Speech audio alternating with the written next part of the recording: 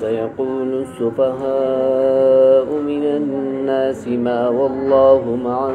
قبلتهم التي كانوا عليها قل لله المشرق والمغرب يهدي من يشاء إلى صراط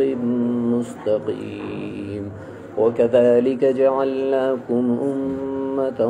وسطا لتكونوا شهداء على الناس ويكون الرسول عليكم شهيدا وما جعلنا القبلة التي كنت عليها إلا لنعلم من يتبع الرسول ممن ينقلب على عقبيه وإن كانت لكبيرة إلا على الذين هدى الله وما كان الله ليضيع إيمانكم إن الله بالناس لرءوف رحيم قد نرى تقلب وجهك في السماء فلنولينك قبلة ترضاها فول وجهك شطر المسجد الحرام وحيث ما كنتم فولوا وجوهكم شطره وإن الذين أوتوا الكتاب ليعلمون أنه الحق من ربهم وما الله بغافل عما يعملون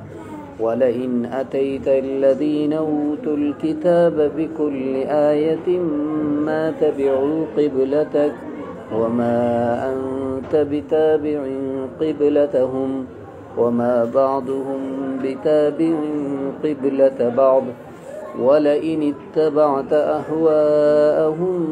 من بعد ما جاءك من العلم إنك إذا لمن الظالمين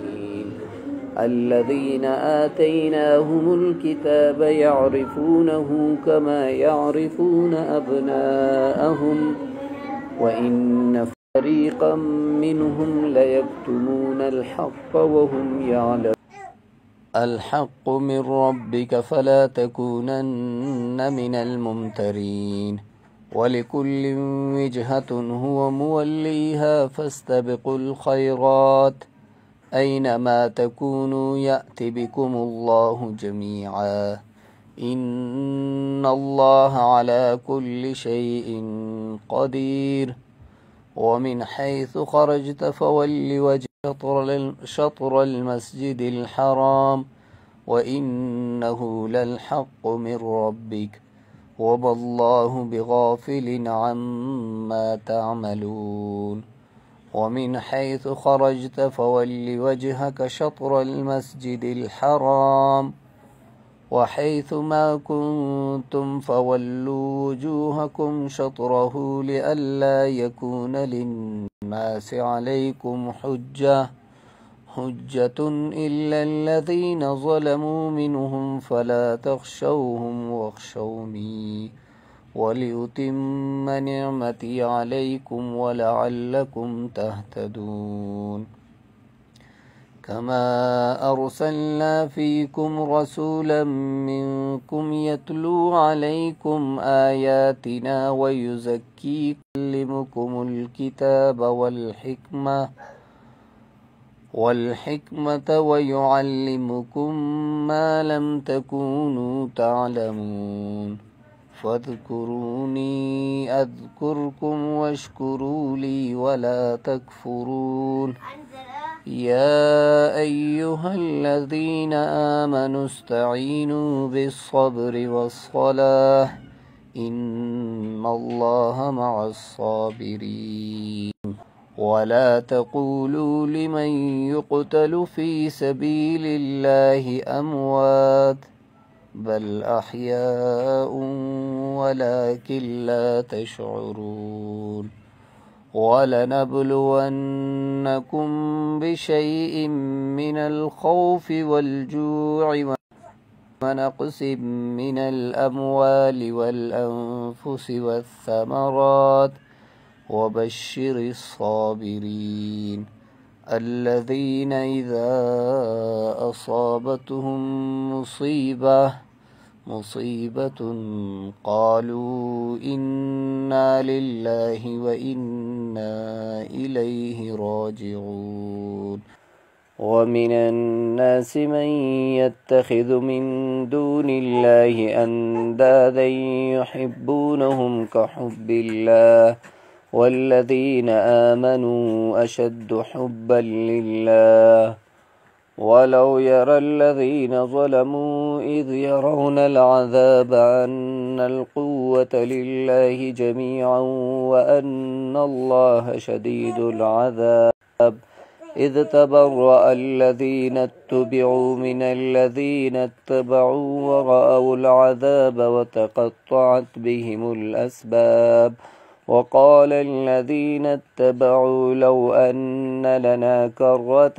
فنتبرأ منهم كما تبرؤوا منا كذلك يريهم الله أعمالهم حسرات عليهم وما هم بخارجين من النار يا أيها الناس كلوا مما في الأرض حلالا طيبا ولا تتبعوا خطوات الشيطان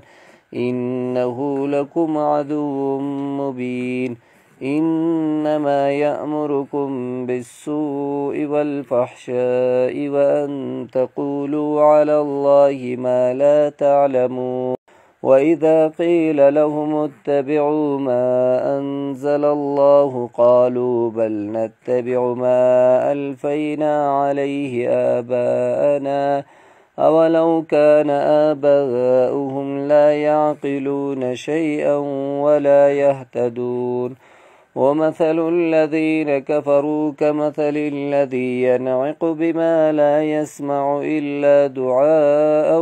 ونداء صم بكم عمي فهم لا يعقلون أولئك عليهم صلوات من ربهم ورحمة وأولئك هم المهتدون إن الصفا والمروة من شعائر الله فمن حج البيت أو اعتمر فلا جناح عليه أن يطوف بهما ومن تطوع خيرا فإن الله شاكر عليم إن الذين يكتمون ما أنزلنا من البينات والهدى من بعد ما بيناه للناس في الكتاب أولئك يلعنهم الله ويلعنهم اللاعنون إلا الذين تابوا وأصلحوا وبينوا فأولئك أتوب عليهم وأنا التواب الرحيم إن الذين كفروا وماتوا وهم كفار أولئك عليهم لعنة الله والملائكة والناس أجمعين خالدين فيها لا يخفف عنهم العذاب ولا هم ينظرون وإلهكم إله واحد لا إله إلا هو الرحمن الرحيم إن في خلق السماوات والأرض واختلاف الليل والنهار والفلك التي تجري في البحر بما ينفع الناس وما أنزل الله من السماء من ماء فأحيا به الأرض بعد موتها وبث فيها من كل دابة وتصريف الرياح والسحاب المسخر بين السماء والأرض لآيات لقوم يعقلون ومثل الذين كفروا كمثل الذي ينعق بما لا يسمع إلا دعاء ونداء صم بكم عمي فهم لا يعقلون يا أيها الذين آمنوا كلوا من طيبات ما رزقناكم واشكروا لله إن كنتم إياه تعبدون إنما حرم عليكم الميتة والدم ولحم الخنزير وما أهل به لغير الله فمن استر غير باغ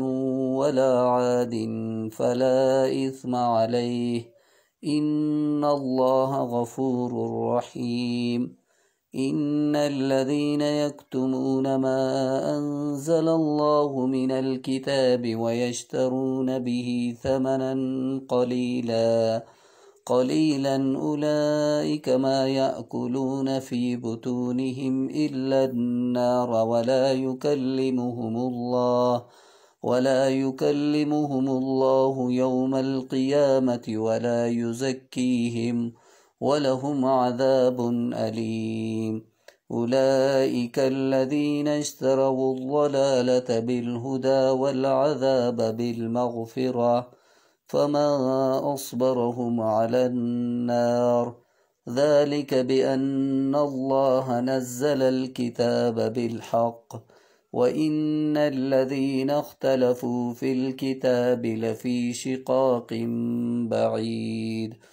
ليس البر أن تولوا وجوهكم قبل المشرق والمغرب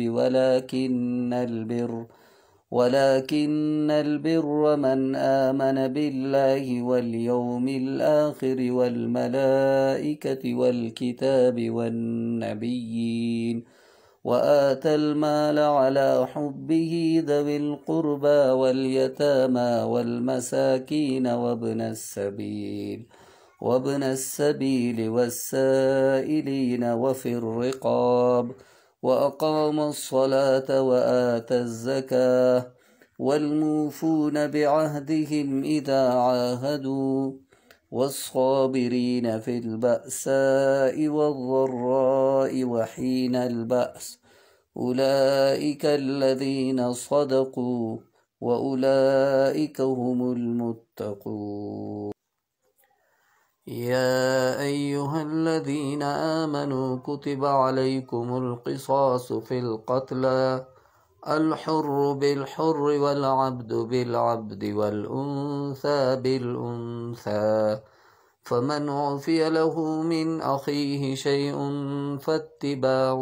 بالمعروف وأداء إليه بإحسان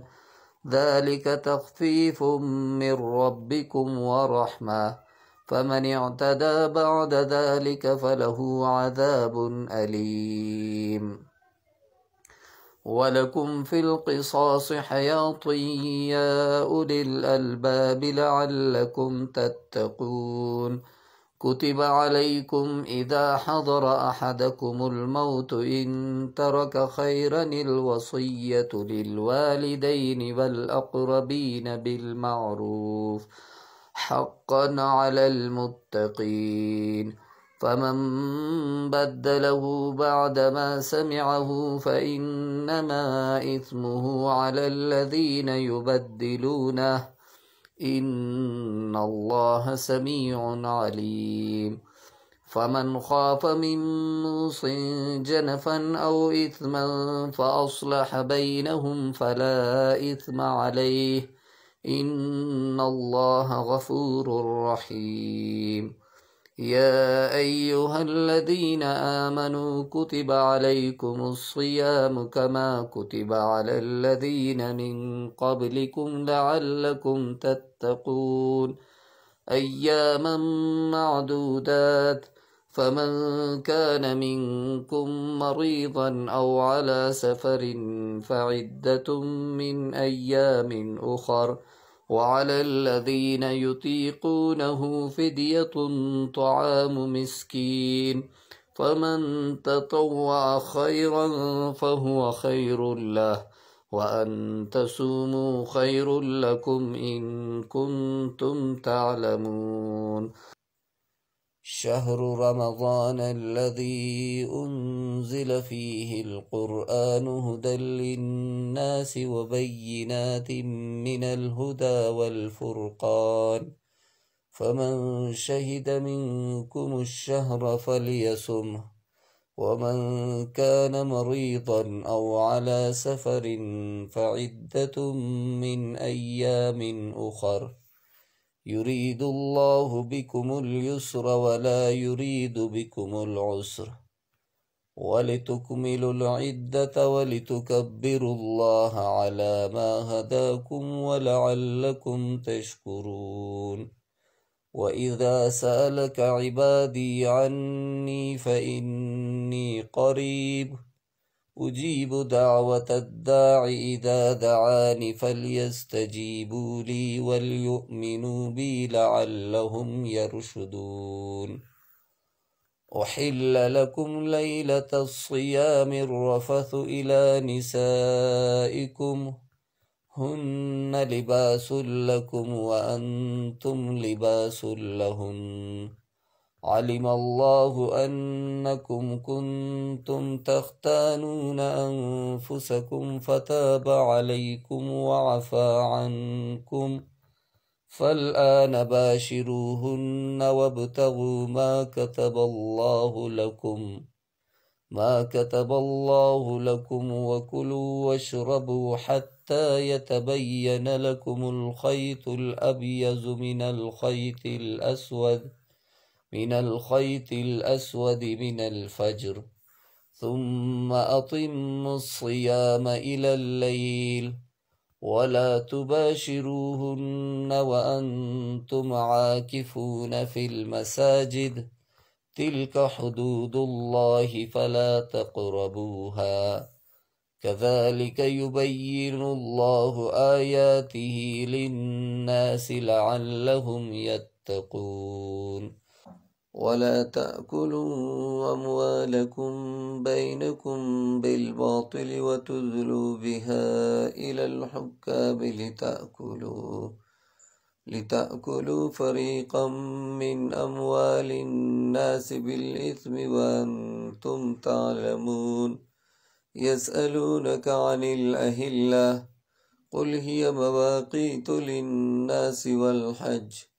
وليس البر بأن تأتوا البيوت من ظهورها ولكن البر من اتقى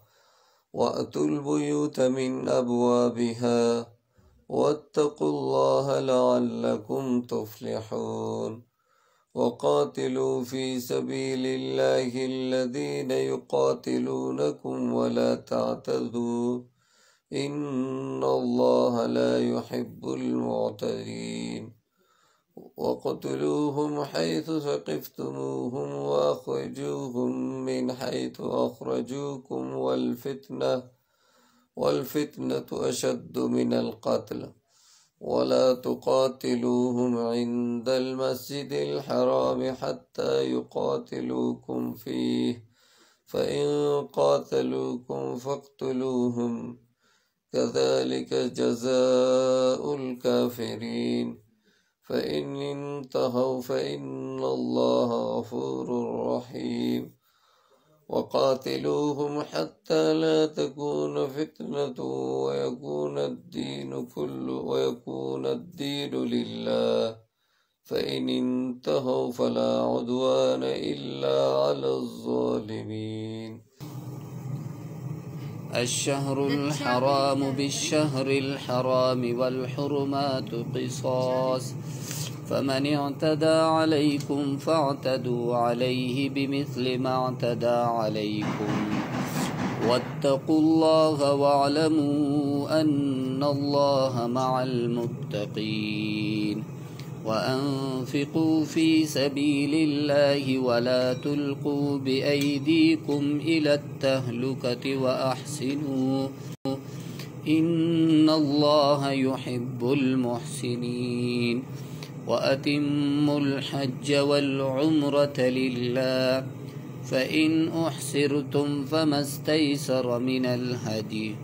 ولا تحلقوا رؤوسكم حتى يبلغ الهدي مهلا فمن كان منكم مريضا أو به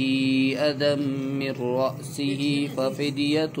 من صيام أو صدقة أو نسك، فإذا أمنتم فمن تمتع بالعمرة إلى الحج فما استيسر من الهدي، فمن لم يجد فصيام 3 أيام في الحج و7 إذا رجعتم،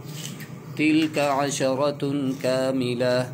ذلك لمن لم يكن أهله حاضر المسجد الحرام. واتقوا الله واعلموا أن الله شديد العقاب.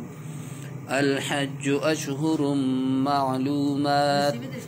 فمن فرض فيهن الحج فلا رفث ولا فسوق ولا جدال في الحج، وما تفعلوا من خير يعلمه الله، وتزودوا فإن خير الزاد التقوى، واتقون يا أولي الألباب. ثم أفيضوا من حيث أفاض الناس واستغفروا الله، إن الله غفور رحيم. فإذا قضيتم مناسككم فاذكروا الله كذكركم آباءكم أو أشد ذكرا، فمن الناس من يقول ربنا آتنا في الدنيا وما له في الآخرة من خلاق، ومنهم من يقول ربنا آتنا في الدنيا حسنة وفي الآخرة حسنة وقنا عذاب النار، أولئك لهم نصيب مما كسبوا والله سريع الحساب. واذكروا الله في أيام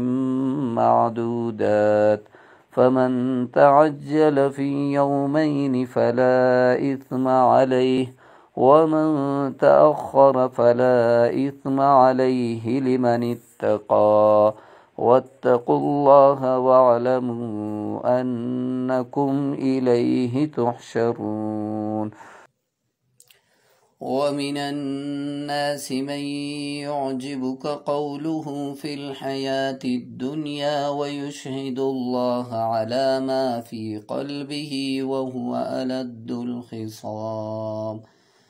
وإذا تولى سعى في الأرض ليفسد فيها ويهلك الحرث والنسل، والله لا يحب الفساد. وإذا قيل له اتق الله أخذته العزة بالإثم فحسبه جهنم ولبئس المهاد. ومن الناس من يشري نفسه ابتغاء مرضات الله والله رؤوف بالعباد. يا أيها الذين آمنوا ادخلوا في السلم كافة ولا تتبعوا خطوات الشيطان إنه لكم عدو مبين. فإن زللتم من بعد ما جاءتكم البينات فاعلموا أن الله عزيز حكيم. هل ينظرون إلا أن يأتيهم الله في زلل من الغمام والملائكة وقضي الأمر وإلى الله ترجع الأمور. سل بني إسرائيل كم آتيناهم من آية بينة ومن يبدل نعمة الله من بعد ما جاءته فإن الله شديد العقاب. زين للذين كفروا الحياة الدنيا ويسخرون من الذين آمنوا والذين اتقوا فوقهم يوم القيامة والله يرزق من يشاء بغير حساب. كان الناس أمة واحدة فبعث الله النبيين مبشرين ومنذرين وأنزل معهم الكتاب بالحق ليحكم بين الناس فيما اختلفوا فيه وما اختلف فيه إلا الذين أوتوه من بعد ما جاءتهم البينات بغيا بينهم فهدى الله الذين آمنوا لما اختلفوا فيه من الحق بإذنه والله يهدي من يشاء إلى صراط مستقيم.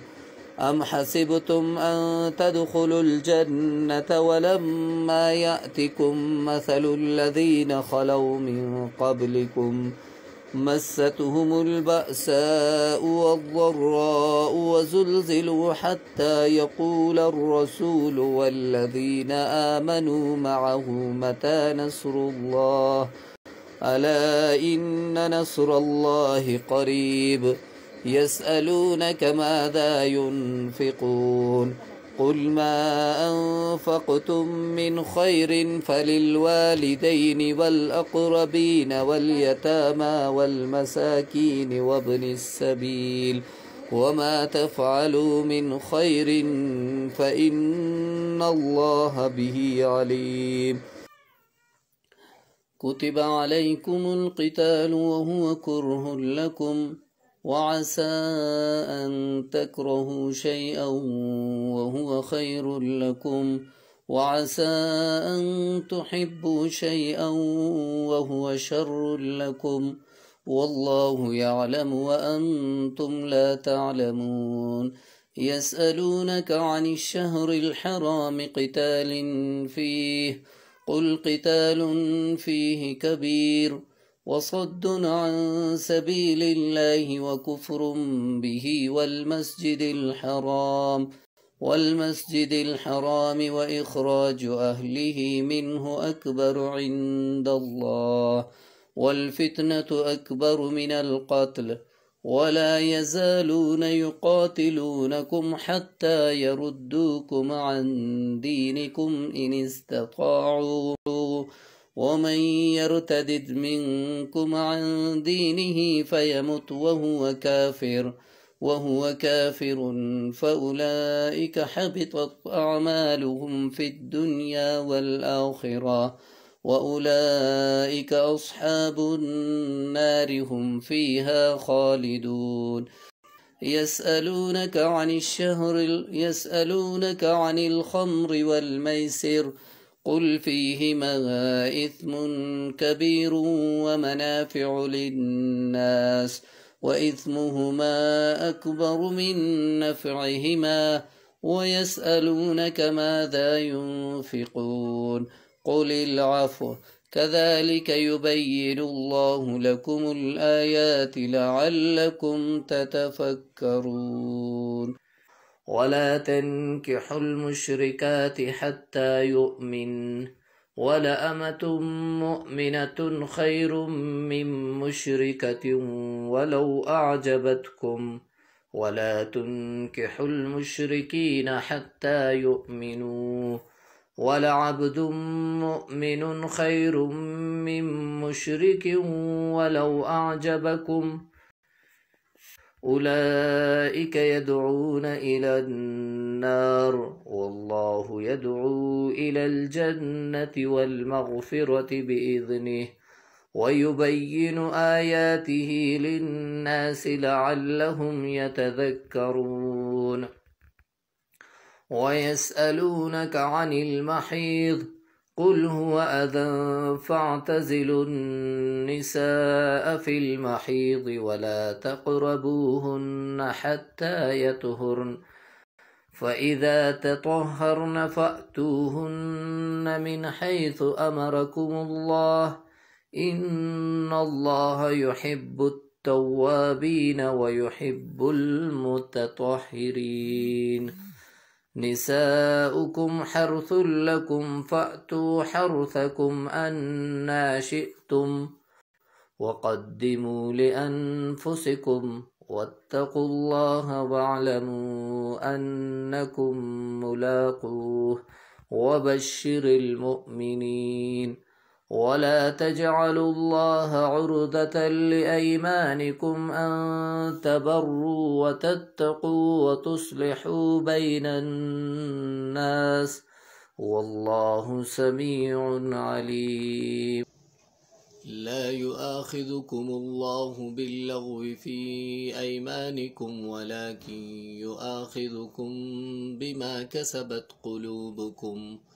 والله غفور حليم. للذين يؤلون من نسائهم تربص 4 أشهر فإن فاءوا فإن الله غفور رحيم.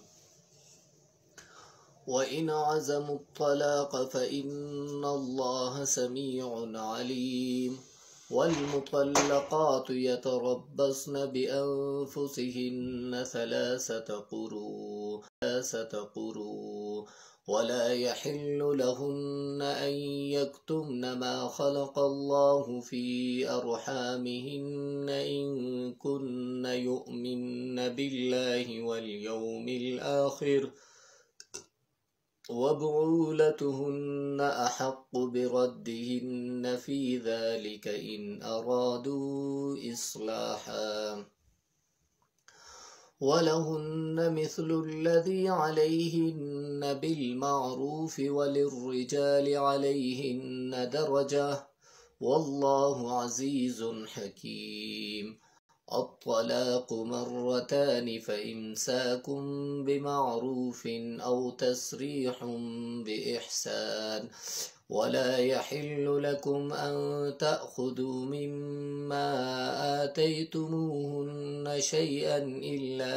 أن يخافا ألا يقيما حدود الله فإن خفتم ألا يقيما حدود الله فلا جناح عليهما فيما افتدت به تلك حدود الله فلا تعتدوها ومن يتعد حدود الله فأولئك هم الظالمون. فإن طلقها فلا تحل له من بعد حتى تنكح زوجا غيره فإن طلقها فلا جناح عليهما أن يتراجعا إن ظنا أن يقيما حدود الله وتلك حدود الله يبينها لقوم يعلمون. وإذا طلقتم النساء فبلغن أجلهن فأمسكوهن بمعروف أو سرحوهن بمعروف ولا تمسكوهن ضرارا لتعتدوا ومن يفعل ذلك فقد ظلم نفسه. ولا تتخذوا آيات الله هزوا واذكروا نعمة الله عليكم وما أنزل عليكم من الكتاب والحكمة يعظكم به واتقوا الله واعلموا أن الله بكل شيء عليم. وإذا طلقتم النساء فبلغن أجلهن فلا تعضلوهن أن ينكحن أزواجهن إذا تراضوا بينهم بالمعروف ذلك يوعظ به من كان منكم يؤمن بالله واليوم الآخر ذلكم أزكى لكم وأطهر والله يعلم وأنتم لا تعلمون. والوالدات يرضعن أولادهن حولين كاملين لمن أراد أن يتم الرضاعة وعلى المولود له رزقهن وكسوتهن بالمعروف لا تكلف نفس إلا وسعها لا تضار والدة بولدها ولا مولود له بولده وعلى الوارث مثل ذلك فإن أرادا فصالا عن تراض منهما وتشاور فلا جناح عليهما وإن أردتم أن تسترضعوا أولادكم فلا جناح عليكم إذا سلمتم ما آتيتم بالمعروف واتقوا الله واعلموا أن الله بما تعملون بصير والذين يتوفون منكم ويذرون أزواجا يتربصن بأنفسهن 4 أشهر وعشرا فإذا بلغن أجلهن فلا جناح عليكم فيما فعلن في أنفسهن بالمعروف والله بما تعملون خبير ولا جناح عليكم فيما عرضتم به من خطبة النساء أو أكننتم في أنفسكم علم الله أنكم ستذكرونهن ولكن لا تواعدوهن سرا إلا أن تقولوا قولا معروفا ولا تعزموا عقدة النكاح حتى يبلغ الكتاب أجله واعلموا أن الله يعلم ما في أنفسكم فاحذروه واعلموا أن الله غفور حليم لا جناح عليكم إن طلقتم النساء ما لم تمسوهن أو تفرضوا لهن فريضة ومتعوهن على الموسع قدره وعلى المقتر قدره متاعا بالمعروف حقا على المحسنين وإن طلقتموهن من قبل أن تمسوهن وقد فرضتم لهن فريضة فنصف ما فرضتم إلا أن يعفون أو يعفو الذي بيده عقدة النكاح وأن تعفوا أقرب للتقوى ولا تنسوا الفضل بينكم إن الله بما تعملون بصير حافظوا على الصلوات والصلاة الوسطى وقوموا لله قانتين فإن خفتم فرجالا أو ركبانا فإذا أمنتم فاذكروا الله كما علمكم ما لم تكونوا تعلمون والذين يتوفون منكم ويذرون أزواجا وصية لأزواجهم متاعا إلى الحول غير إخراج فإن خرجن فلا جناح عليكم فيما فعلن في أنفسهن من معروف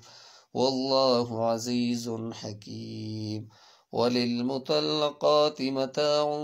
بالمعروف حقا على المتقين كذلك يبين الله لكم آياته لعلكم تعقلون ألم تر إلى الذين خرجوا من ديارهم وهم ألوف حذر الموت فقال لهم الله موتوا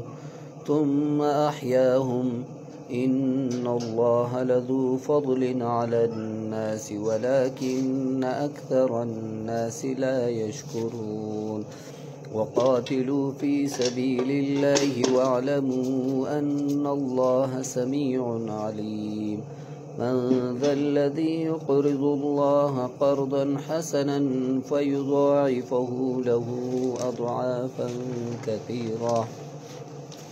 والله يقبض ويبسط وإليه ترجعون ألم تر إلى الملأ من بني إسرائيل من بعد موسى إذ قالوا لنبي لهم ابعث لنا ملكا نقاتل في سبيل الله قال هل عسيتم إن كتب عليكم القتال ألا تقاتلوا قالوا وما لنا ألا نقاتل في سبيل الله وقد أخرجنا من ديارنا وأبنائنا فلما كتب عليهم القتال تولوا إلا قليلا منهم والله عليم بالظالمين وقال لهم نبيهم إن الله قد بعث لكم طالوت ملكا قالوا أنى يكون له الملك علينا ونحن أحق بالملك منه ولم يؤت سعة من المال قال إن الله اصطفاه عليكم وزاده بسطة في العلم والجسم والله يؤتي ملكه من يشاء والله واسع عليم وقال لهم نبيهم إن آية ملكه أن يأتيكم التابوت فيه سكينة من ربكم وبقية مما ترك آل موسى وآل هارون تحمله الملائكة إن في ذلك لآية لكم إن كنتم مؤمنين فلما فصل طالوت بالجنود قال إن الله مبتليكم بنهر فمن شرب منه فليس مني ومن لم يطعمه فإنه مني إلا من اغترف غرفة بيده فشربوا منه إلا قليلا منهم فلما جاوزه هو والذين آمنوا معه قالوا لا طاقة لنا اليوم بجالوت وجنوده قال الذين يظنون أنهم ملاقو الله كم من فئة قليلة غلبت فئة كثيرة بإذن الله والله مع الصابرين ولما برزوا لجالوت وجنوده قالوا ربنا أفرغ علينا صبرا وثبت أقدامنا وانصرنا على القوم الكافرين فهزموهم بإذن الله وقتل داود جالوت وآتاه الله الملك والحكمة وعلمه مما يشاء ولولا دفع الله الناس بعضهم ببعض لفسدت الأرض ولكن الله ذو فضل على العالمين تلك آيات الله نتلوها عليك بالحق وإنك لمن المرسلين